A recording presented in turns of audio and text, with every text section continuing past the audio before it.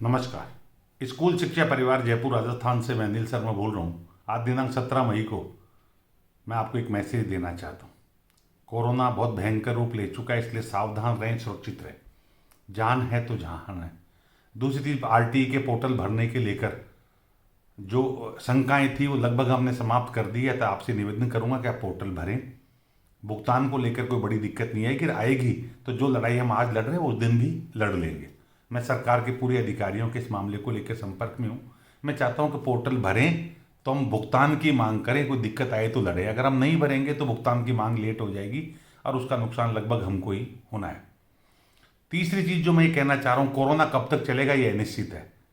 अखबारों के माध्यम से, बाल संरक्षण आयोग के लेटर के माध्यम से और विभिन्न और माध्यम से सूचना मिल रही है कि अभी तीसरी लहर और आ रही है और तीसरी लहर का बच्चों पे असर है। मैं ये कैलकुलेशन कर रहा हूँ, अगर ऐसी स्थिति रही तो शायद स्कूल हो सकता है साल 2 साल और नहीं खुलें और बच्चे नियमित रूप से शिक्षा नहीं ले पाए। इससे न केवल हमारा स्कूली सिस्टम सफर करेगा, बच्चे भी सफर करेंगे। मैं लघु और मध्यम दर्जे के प्राइवेट स्कूलों को विशेष रूप से बात करूं तो वहां पर दिक्कत ये आती है कि लगभग 20 से 30% बच्चों के पास ही ऑनलाइन के एजुकेशन साधन है ग्रामीण में, और शहर में लगभग 40 से 50 के पास होंगे। बाकी 50 से 60% शहर में बच जाते हैं और ग्रामीण क्षेत्र में तो 60 से 70% भी बच जाते हैं। ऐसी कंडीशन में इन सबको समग्र रूप से लेकर एक कार्यक्रम बनाया जाए। अब चूंकि प्रत्येक स्कूल इस कार्यक्रम को बनाती है तो उसको पैसा चाहिए होता है। अगर टीचर्स को बुला के कोई काम कराती है तो टीचर सैलरी मांगते हैं और निश्चित रूप से पेरेंट्स अगर फीस नहीं देते हैं तो बेचारे बहुत दिक्कत में आ जाते हैं, टीचर भी और स्कूल संचालक भी। इस कंडीशन में लास्ट ईयर बहुत व्यवहारिक प्रॉब्लम्स आई। उसका समाधान देखते हुए हमने स्कूल शिक्षा परिवार ने पिछले 2 दिन से गहन मंथन किया। हमारे सारे जिलाध्यक्षों को, सारे पदाधिकारियों को वर्चुअल मीटिंग के माध्यम से लगभग 3-3 घंटे की 6 मीटिंग्स हमने 2-3 मीटिंग्स कर ली। 5-6 घंटे मंथन करने के पश्चात एक प्लान तैयार किया है और मुझे ये कहा गया है कि वो प्लान मैं वीडियो के माध्यम से बताऊं।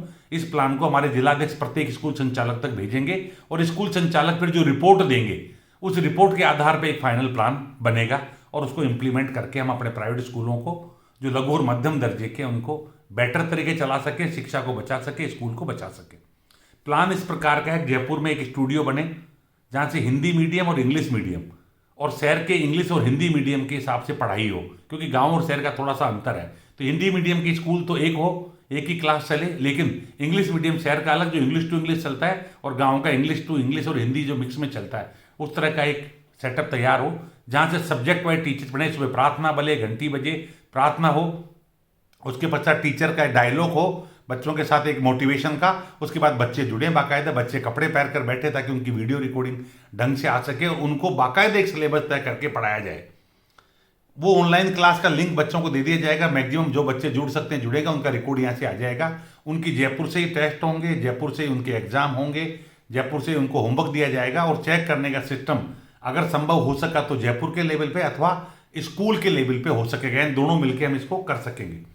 उसके अलावा जो बच्चे नहीं जुड़ते हैं उनके लिए भी एसएसपी एक नोडल एजेंसी बनकर, चूंकि जैसे मैं किसी एक पर्टिकुलर गांव की बात करूं तो उस कस्बे में 10 स्कूल हैं, उनके बच्चे 20 गांवों से आते हैं।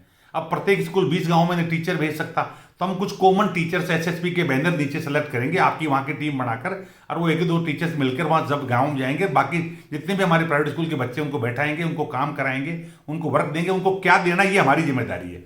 टीचर्स को क्या पढ़ाना, कैसे पढ़ाना, क्या करना, वो सारा जयपुर से प्लान होके जाएगा। क्योंकि हमको तो एक बार प्लान करना है, उसको इंप्लीमेंट सब जगह कराने हैं, उसको चेक करने का, मॉनिटरिंग का पूरा एक सिस्टम बनेगा। आप ये समझ लीजिए जयपुर बैठ के पूरे स्कूल को रन करेंगे, ऐसा सिस्टम देंगे।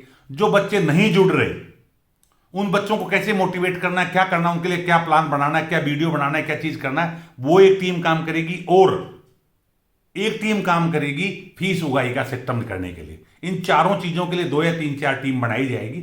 आप ही के टीचर्स में जो गूगल फॉर्म भराकर हम सेलेक्टेड लोग लेंगे जिनसे हम काम कराएंगे, उनको सैलरी भी एसएसपी देगी। आपकी फीस हुआ कर आपको भी देगी, आपके स्कूल भी चलाएगी, पढ़वाई भी कराएगी, सब। और इस सब का पूरा एक प्लान बना लिया गया है। यानी आपकी फीस भी आ जाएगी, आपकी पढ़ाई भी हो जाएगी, आपके जो बच्चे नहीं जुड़ रहे उनको जोड़ने की भी कोशिश की जाएगी, और इस सब का लगभग जो खर्चा बहुत बांट के लिया जाएगा। अर्थात जितने बच्चे जुड़ रहे हैं, जो खर्चा आ रहा है उसमें भाग दिया जाएगा। इसके लिए यह भी तय किया गया कि 3 लेवल पे कमेटी बनाएंगे, प्रदेश लेवल पे, जिला लेवल पे और आपके ब्लॉक लेवल पे। ये कमेटी सुपरविजन करेगी, लेकिन काम करने वाले एम्प्लॉय होंगे, उनको तनख्वाह देके और सिस्टमेटिक तरीके से काम कराएंगे। और लगभग एक आकलन के अनुसार 30 से 40% फीस का खर्चा आएगा इसमें, और बाकायदा 50 से 60% फीस आपके पास बच सकेगी, जिससे आप अपने कर्जे चुका सकें, खर्चे चला सकें। इस तरह का पूरा एक सिस्टम बनाने की कोशिश है। कितने बच्चे जुड़ते हैं इनसे खर्चा बढ़ भी जाएगा, और बच्चे ज़्यादा जुड़ेंगे तो खर्चा घट भी जाएगा। ये सारी चीज़ें होगी, अभी एक आकलन है, कल्पना है। यदि आपको ये प्रोजेक्ट पसंद आता है तो इससे जुड़े जितने भी सवाल आप करना चाहते हैं वो कर सकते हैं। हमारे ब्लॉक अध्यक्ष, हमारे जिलाध्यक्ष वगैरह इसका जवाब देंगे। नहीं है तो वो जवाब इकट्ठे करके मुझसे पूछेंगे, मैं इनका जवाब दूंगा। 2 दिन का हमारे पास समय है इस सब के बारे में चर्चा करने का। उसके पश्चात हम लोग इस प्लान को इंप्लीमेंट करेंगे और 5 जून से पहले पहले हर कीमत पे इसको धरातल पे ले आएंगे, काम चला देंगे। बड़ी बड़ी एजेंसियों से हमारी ऑलरेडी बात चल रही थी, ये करेंगे। 2-3 चीजें जो मैं आपके दिमाग में आती होंगी बता दूं। स्कूल शिक्षा परिवार ये सब आपकी स्कूलों को बचाने के लिए कर रहा है। नंबर 1, इसमें हमारा कोई बिजनेस एंगल नहीं, जो खर्चा आएगा उसमें देंगे। उससे पहले भी चाहे वो सॉफ्टवेयर ना लॉन्च किया उन्हें या किसी और एजेंसी से पढ़वाया हो, वो सब भी एक्चुअल खर्चे बेसिस थे। जो सॉफ्टवेयर हमने 2100 रुपये का दिया, वो 1 साल पहले मैं बार बार कह रहा था कि आप सॉफ्टवेयर ले लो, काम चलाओ, आरटी के पैसे में दिक्कत नहीं आएगी। पर बहुत से लोगों ने नहीं मानी, कुछ नहीं मानी। जिन्होंने मानी वो आज मजे ले रहे हैं। 2100 रुपये में उनका लास्ट ईयर भी चल गया और जिंदगी भर चलेगा 2100 में ही। यानी ध्यान रखिएगा, हम जो सॉफ्टवेयर दे रहे हैं वो जिंदगी भर का है। वो स्कूल मैनेजमेंट सॉफ्टवेयर है, वो पढ़ाने का सॉफ्टवेयर है, और सबसे बड़ी बात फीस एक्ट के तहत फीस एक्ट करने का जो दुनिया में किसी सॉफ्टवेयर में नहीं है वो भी उसमें है, और जीवन भर के लिए कोई नहीं दे रहा। और चूंकि आप ध्यान के उसमें 18,000 वीडियो हैं जो आज तक किसी सॉफ्टवेयर में नहीं है, इसलिए सारा खर्चा मिलाकर अब 4100 रुपये इसलिए लिए जा रहे हैं क्योंकि अब छुट्टियों की वजह से कर्मचारी नियमित रूप से काम नहीं कर रहे हैं। अब कुछ इस एक्सपर्ट्स को लेके काम दिया जाता है। कोई 2 सॉफ्टवेयर है, 4 सॉफ्टवेयर है, 6 सॉफ्टवेयर है, उनका काम करता है, लेकिन लायक टाइम।